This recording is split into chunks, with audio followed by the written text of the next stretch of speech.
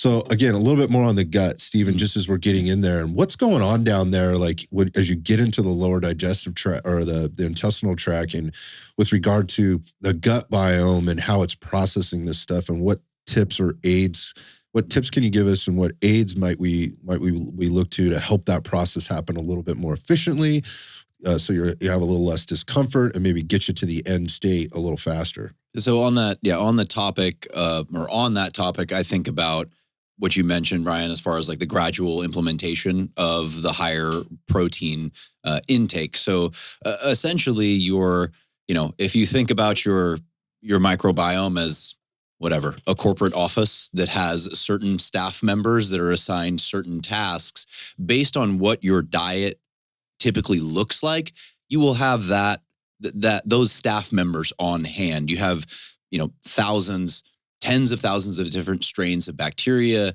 thousands of different strains of digestive enzymes that are assigned different macronutrients and different nutrients to break down. And your microbiome is going to shift based on your typical diet. You'll have more of bacteria X on hand if you tend to eat more of food Y. So if you are somebody who doesn't have a very high protein intake, you're probably not, your digestive system is essentially not conditioned to be digesting that, a high quantity of protein. Maybe you have more like amylase enzymes on hand, the digestive enzymes that are responsible for digesting carbohydrates. Maybe your staff is shifted in that direction. So if you just try to dump a bunch of protein on top of these staff members that are not used to handling that task,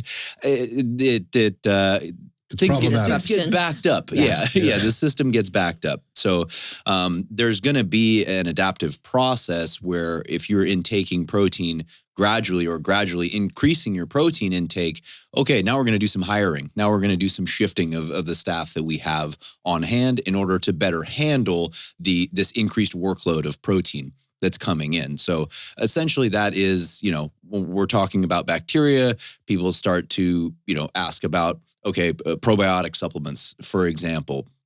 And there are different probiotic supplements geared towards different macronutrients. So if you are thinking along the lines of, okay, how do I get some staff on hand quickly? I need some contractors that I need to bring in as soon as possible. What kind of supplements should I take? For example, there are different bacteria strains that are designed to digest different macronutrients. So you can get strategic probiotic supplements that are geared towards digesting the gluten or fat or carbs or protein, protease types of dairy.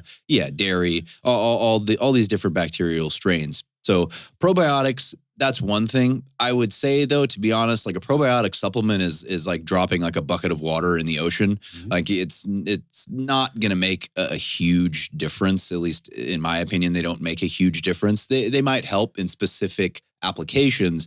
But when it comes to like the protein intake specifically, I usually recommend digestive enzymes more so than probiotics. So a digestive enzyme, essentially, they facilitate the breakdown of the raw material into the more base nutrients that then the probiotic bacteria sort of circulate throughout the body. So there's a facilitation that the digestive enzyme provides. So again, breaking this down to like, okay, what do I actually do? Somebody who's trying to increase their protein intake and you're taking down protein shakes or whatever, finding a digestive enzyme supplement that is high in protease enzymes, that can help smooth that process. Those are those contractors that may help you handle that workload a little bit and help with some of that GI distress, help you kind of, get everything through the system without plugging you up, that type of thing. So digestive enzyme supplements can be very helpful, and I don't think I lean more towards those because everybody thinks probiotics when I think the digestive enzymes actually provide a more immediate benefit for a lot of people.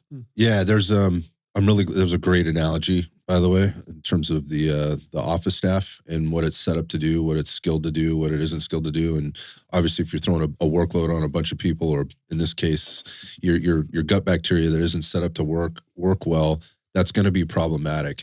And here's a couple of things that come along with that. You did a really good job there too with regard to the probiotics versus the digestive enzymes. A few years back, I don't remember how many now, the probiotic thing got huge, right? And there is a lot of value to that. But here's the thing, what happens, and this is purely anecdotal. I have no empirical evidence to support this, but it did come up with this in this conversation with this particular female that I was talking to, and that when she puts certain things in her system, when she's trying to eat up, it shows up in her skin.